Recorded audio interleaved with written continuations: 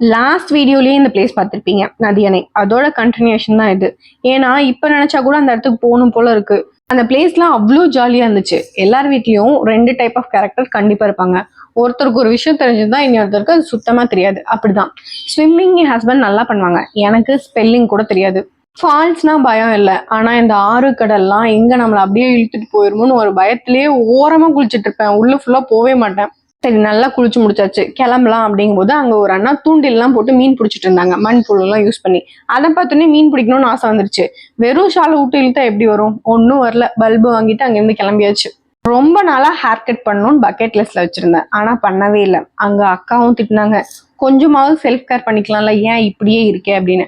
சரி கிளம்புங்க, வண்டியை விடுங்க, நம்ம போய் முடிய வெட்டிடுவோம்னு போனோம். ஃபர்ஸ்ட் டைம் இந்த பேங்க்ஸ் கட் பண்ணேன்.